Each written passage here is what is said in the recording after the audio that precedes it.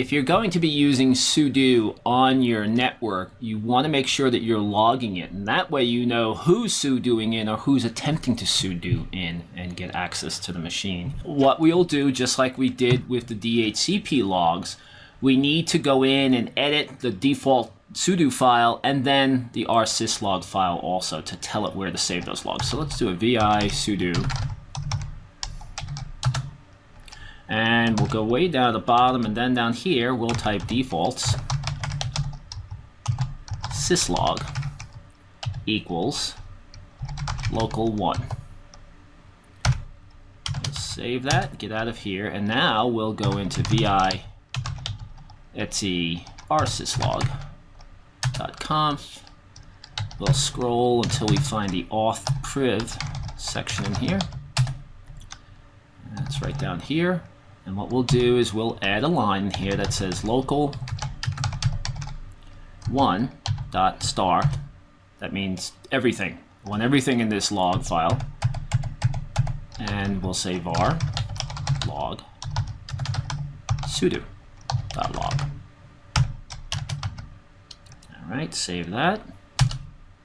And now we have to restart the log file again. So that's etc init.d rsyslog restart.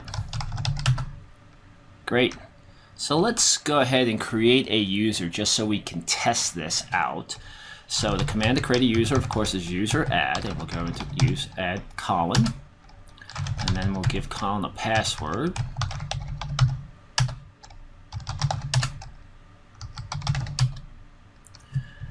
And then we'll actually shift control out to a different TTY out here, and I will log in as Colin with his password, and I'll try to do something like sudo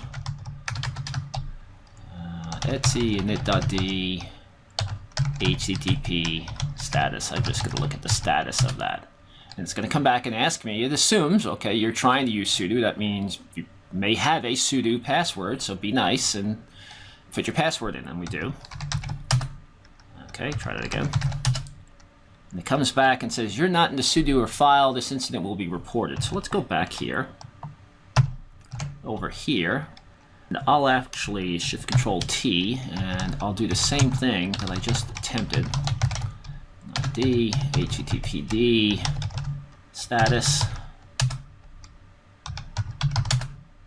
And it comes back because student is in the sudo or file. Let's go back over to here. Well, I'll show you something. I just want to make sure you understand what's going on here. If I less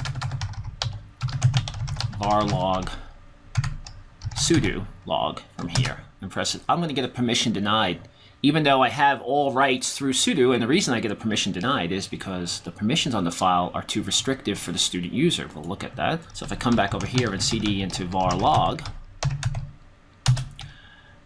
and then I'll do an ll on sudo, you can see that only root has the ability to read this file. And that's why, even though I have sudo privileges to everything, I still can't read that file. So let's do ls sudo log, and here we go. We can see that Colin, that little tricky guy, he wasn't in the file, and he tried to check the status of the HTTP, and then student, who is in the file, checked the status, and it worked. So if you're going to use sudo, you definitely want to have syslog set up to log all activity from the sudo command.